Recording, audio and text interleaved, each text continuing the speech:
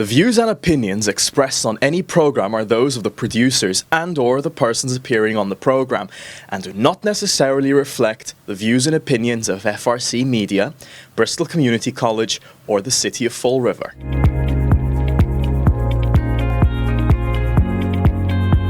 Happy Wednesday. Thank you for joining us as always here on FRC Media. And every Wednesday we have the opportunity when we can to speak with the Mayor of Fall River, Mayor Paul Coogan, who joins us again this week. Mayor, how are you? Doing great, Keith. How about you? I am doing well. I actually want to start with the latest negotiations between the school committee and the Fall River Educators Association, the teachers. There was another bargaining session yesterday, late afternoon, early evening. Any updates you can provide for us? No. Again, that seems like we're kind of in a little bit stuck right now. I think we would love to just see if we could get this to mediation and find out if we could get some professionals in here to help us settle our differences. I think we've come a long way since our initial 2 and 2, and they've come a long way down since their initial 12 and 12. So finding that middle ground is where we are right now. We don't want to end up in any kind of a work stoppage or anything like some of the other communities in Massachusetts are in right now. We want the kids in school. We want the teachers teaching. We want the teachers getting paid. I think we are desperately trying to, resolve the finance part of this. But again, it's tough climate right now in Massachusetts. We have a new administration coming in. I was watching the news this morning. One of his ideas is to get rid of the Department of Education. I don't know what kind of a financial impact that will have on our schools. Obviously, Title I is a huge federal program in the city of Fall River. I would rather settle up our relationship with the Fall River Educators Association right now, go forward with a good raise in store for them, and keep our fingers in the wind about what's going to happen down the road with the new administration and how we do financially. Maybe we'll do better, but we could also do worse. Yeah. Let me ask you, in terms of mediation, how would that work potentially? The dime store summary of it is you make your proposal. The city makes their proposal. The mediator looks at all the factors, finance, what's been said, who says what to who. I'm assuming it goes something like this. I don't know exactly what weighs into the fact, and they come up with a decision that I think could be binding on both parties. For example, we lost our mediation last year with the firemen. In the past, we've won some. So it's roll the dice, but it also brings you to a resolution, and maybe that's what we could do. At one point I said I would love the teachers to vote on our proposal, but that's not where we are right now. They don't seem like they want to vote, and I'm not. They control the action of their members, so that's fine with me. But I think that might be a way to move things along to catch the flavor of where we are. I mean, they did bring me a bunch of petitions that the members signed, but that's not really a yay or nay. It's something that you put your name on, and if someone says to you, sign this up, we'll get you some more money, I'd sign it too. So I mean, I don't know why we're a little stuck. I was a member of that union for a long time myself. I have tremendous respect for teachers. I recently finished my first swing through all the Fall River public schools to see what was going on in those rooms, and our teachers are working hard. They're doing a great job. We want to give them a substantial raise, but we just want to resolve this at the same time. I know they do too, and we don't want kids out on the streets. No. I'm not a labor attorney. I know you are not as well, but sometimes the terms, I don't know whether terms in this case are interchangeable between mediation and arbitration. Do you know the difference? No, I don't. I think I think arbitration is something that's almost, isn't it, like forced on you? You must go to arbitration. I think mediation is when the parties agree, let's get someone else to look at this, but don't hold me to it. All right. Sounds good. Moving on. Last week when we spoke, it was literally hours after the election had been decided and President-elect Trump was officially announced as the winner. We talked briefly about how the city of Fall River voted for former President Trump this time around. And I believe it's the first time since like the 1920s that Fall River had voted for a Republican candidate. I know you've spoken about this and you've had some time to think about it. Why do you think Fall River's voters are shifting?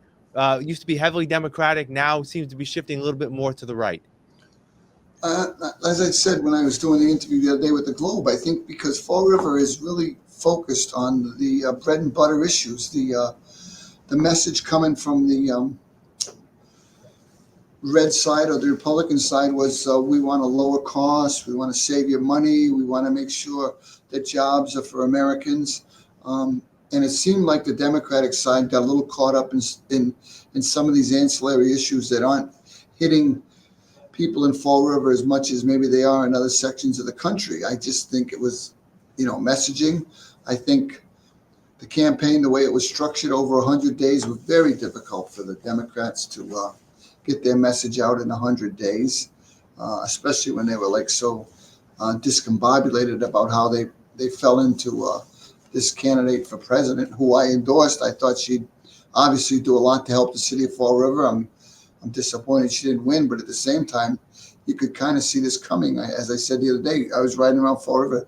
There were a lot of Trump signs out there. People were, for the first time, I don't remember seeing that many Republican signs out in the past, but they were going to him, and he won. With that being said, it's funny because when you're in Massachusetts, we're a blue state, and they could give our 11 electoral votes to Harris before they start the election. And if you went to South Carolina, they'd give their 7 or 8 votes to Trump before they start the election. It's just, we don't get to see this campaign that's going on across the country unless we watch it on TV. People aren't knocking on our doors. People aren't bombing us with mailings or constant TV ads. We just get the national view of it all. And it was the way our vote was shaped. Yeah.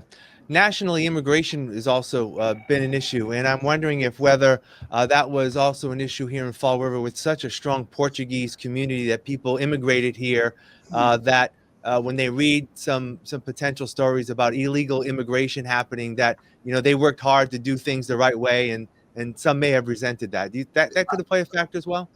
Absolutely. There's nobody walking across the border from Portugal to get into the United States. They're going through the process. They got to do all their paperwork. They have to document everything they're doing. They have to make sure, we know who they are. They're entering the country in an orderly manner. And I think, when you constantly see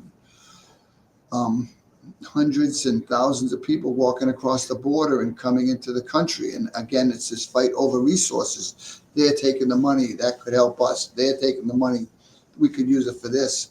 It just turns into a really, really wild spin of how the government's money is being spent. And I think people in Fall River reacted to that. And it wasn't just Fall River. I don't want people to think that. You look right around us. It was Somerset, Swansea, it was Westport, some of these other ones that we didn't see come in for Harris also were close as they could be.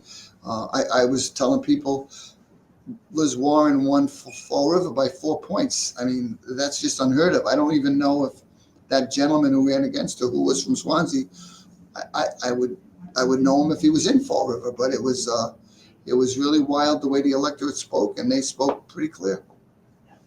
All right, and finally, like we always like to do, we like to try to preview some events that are happening in Fall River. This past week on Monday, had another successful Veterans Day celebration with a parade and a couple of events downtown.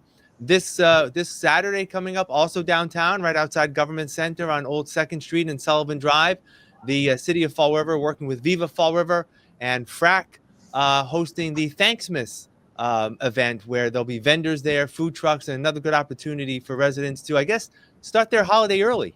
Yeah, we'd love to see you come down. It's like, as you said, Keith, it's on Old 2nd Street. Park right around the area. There's a constant flow of people back and forth. There's some great products for sale. There's usually some music, and people, like you said, have access to food. It's a great afternoon. It's a way to spend it with the kids. And it leads into our whole Christmas season, which is coming up. We have on the 7th, we have our big Fall River Parade. We have our tree lighting ceremony.